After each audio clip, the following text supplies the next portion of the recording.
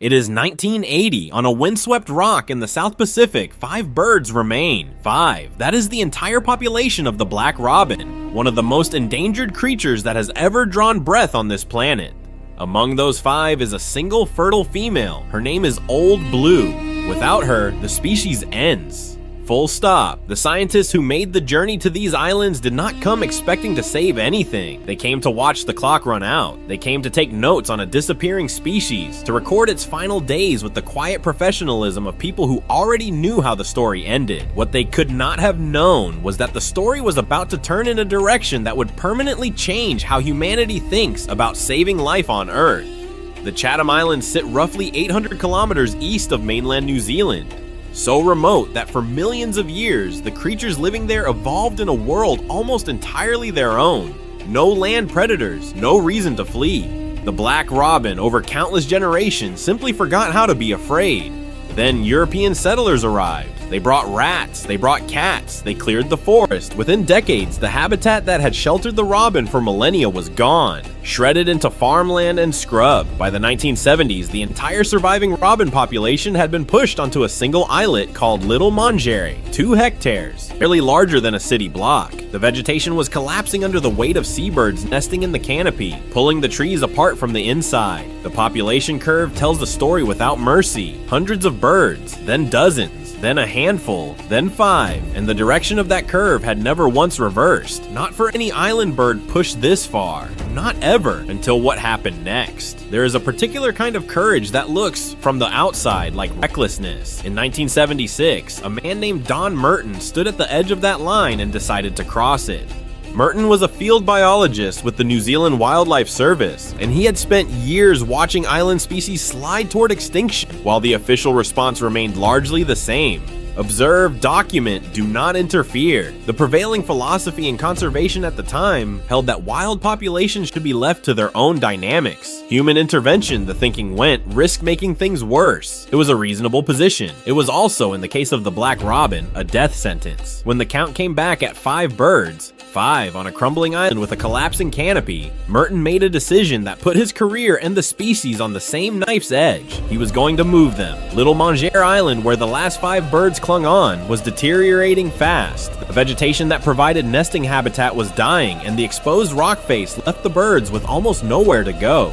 Mangere Island, roughly a kilometer away, was larger, had better forest cover, and critically, predator management could actually be implemented there at a meaningful scale. On paper, the transfer made sense. In practice, it was an act of controlled desperation. The capture and relocation of wild birds under extreme stress carries real mortality risk. Capture myopathy, a condition where the physiological shock of being handled triggers fatal muscle breakdown, can kill birds that appear completely healthy. With only 5 individuals left, losing even one animal to transfer stress would have represented a 20% reduction in the entire global population of the species. Merton and his team knew this. They moved the birds anyway. The transfer took place in 1976, carried out by Merton's team with the kind of meticulous, slow-handed care that fieldwork at this scale demands. All 5 birds survived the move, every single one.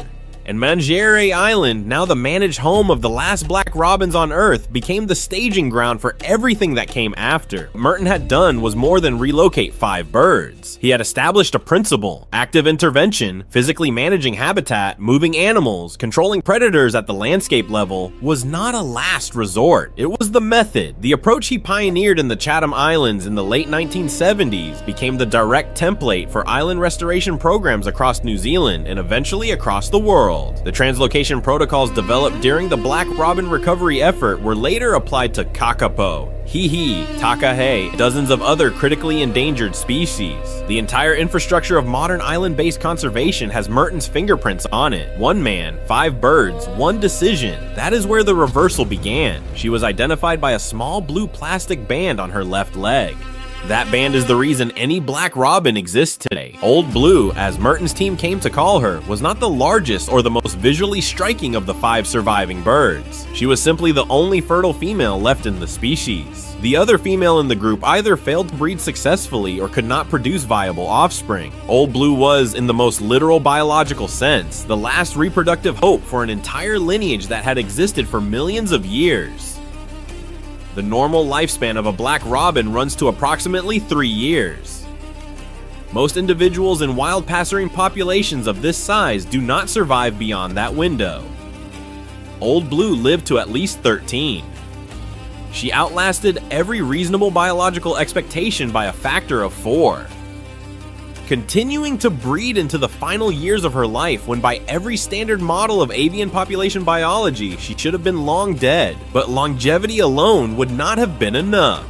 What transformed Old Blue from a survivor into a savior was a technique Merton's team deployed starting in 1980, a technique called cross-fostering. The mechanism works like this. Black robins, left to their own breeding behavior, will typically lay a clutch of 2 eggs, incubate them, raise the chicks, and then, if the season allows, attempt a second clutch. The interval between clutches is constrained by the time the parents spend sitting on eggs.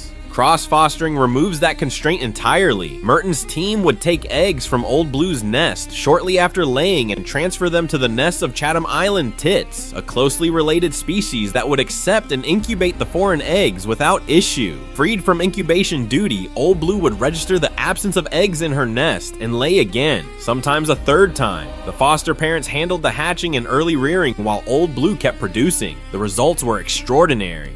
In a single breeding season, a female black robin operating under normal conditions might successfully fledge 2 chicks. Old Blue, with cross-fostering in operation, produced far beyond that baseline. Over the course of her breeding years under the program, her output fundamentally changed the demographic math of the species. Every black robin alive on Earth today is a direct descendant of Old Blue. Every single one. The entire species passed through the genetic bottleneck of 1 female, 1 blue leg band, 1 extraordinary run of biological persistence. Geneticists studying the black robin population have confirmed what that means in hard numbers. The species carries an exceptionally low level of genetic diversity, a permanent signature of the near extinction event it passed through, yet the birds survived. They bred. They filled the managed islands Merton's team prepared for them. Old Blue died around 1983.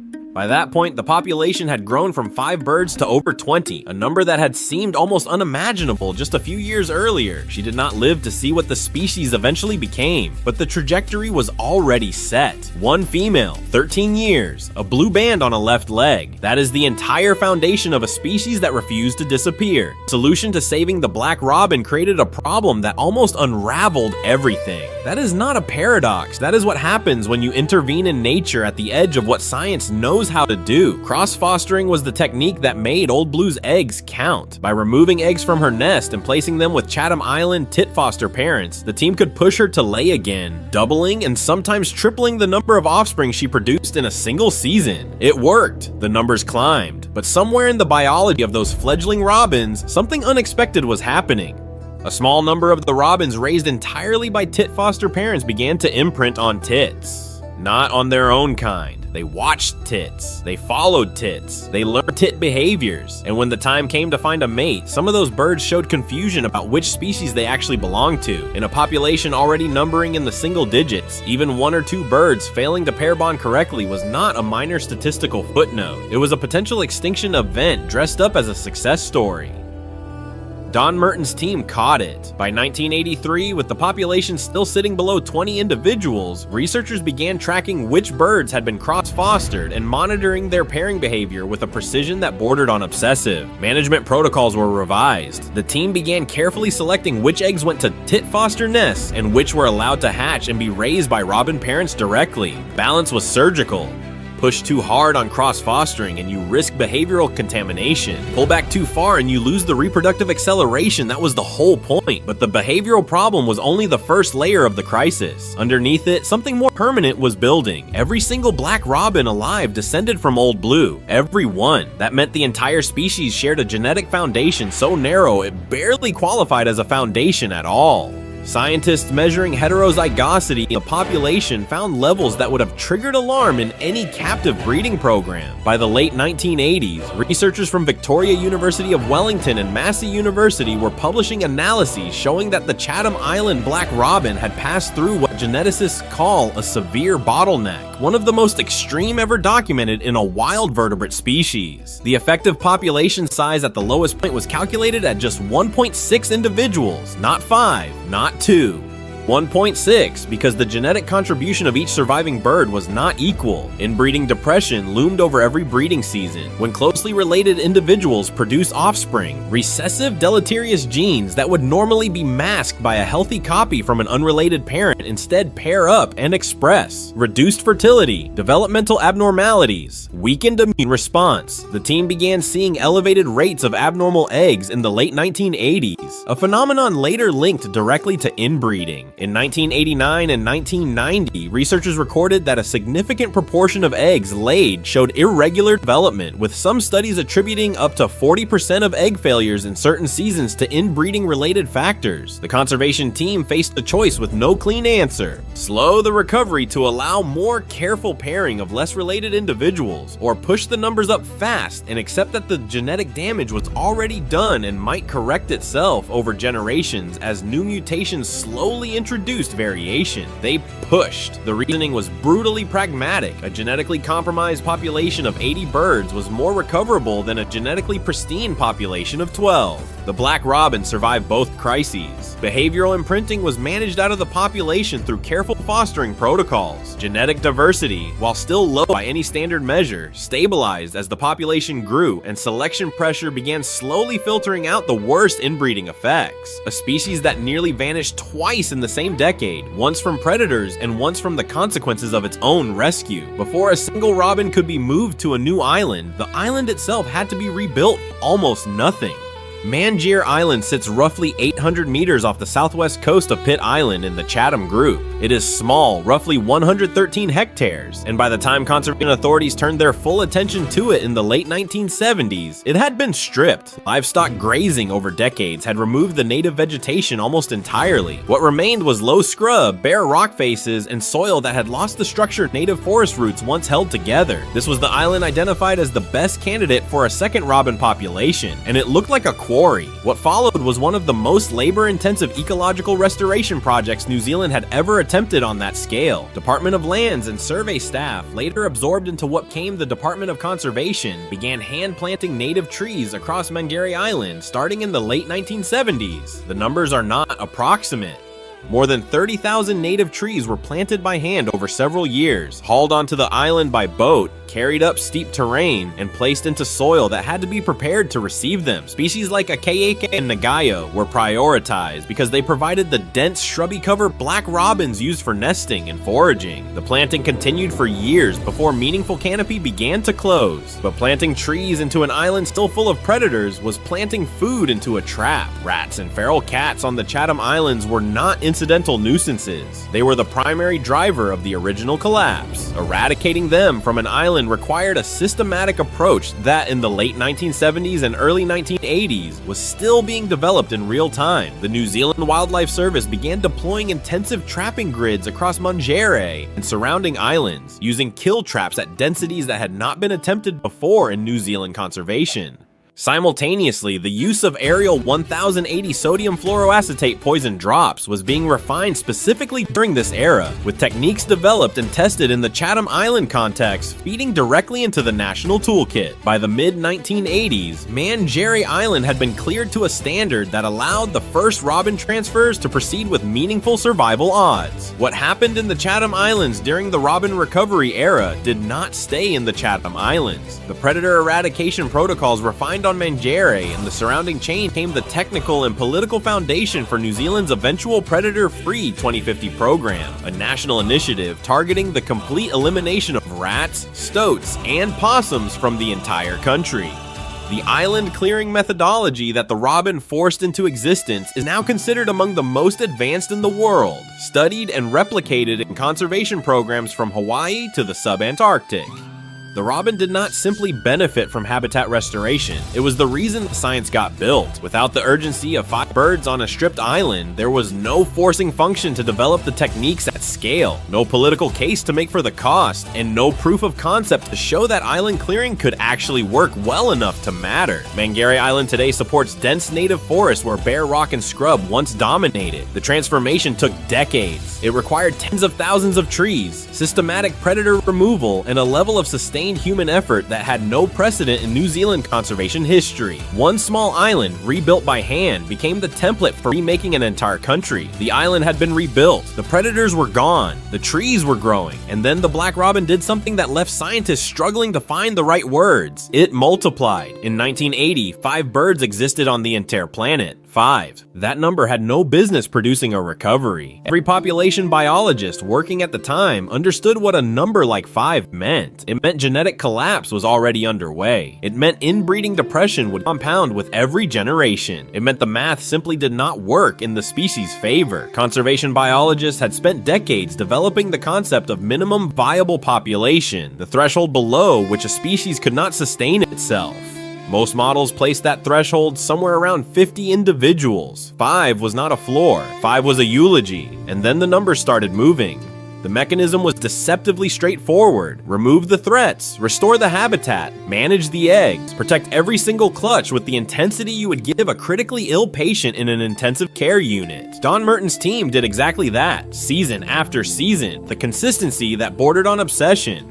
Cross-fostering through Chatham Island tits kept production lines open. Little Mangere's restoration meant chicks had somewhere viable to fledge. Every variable that could be controlled was controlled. By 1990, the population had reached approximately 50 birds.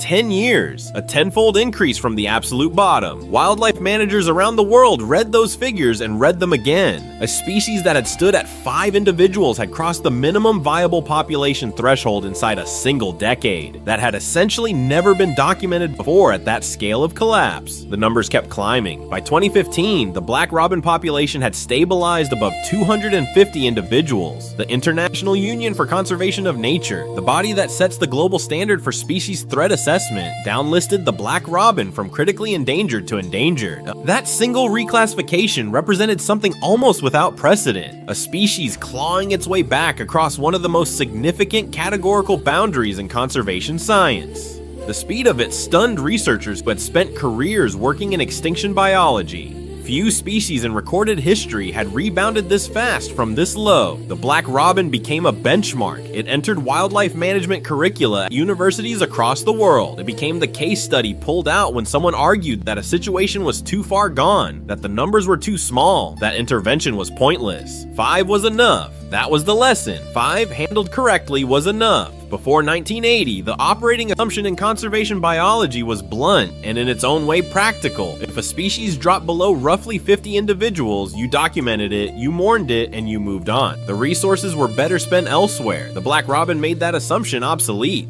5 birds managed with precision and ferocity produced a lineage that rewrote IUCN policy. New Zealand's Department of Conservation restructured its entire intervention philosophy around what Merton's team had proved was possible. Species are no longer written off based on raw population numbers alone.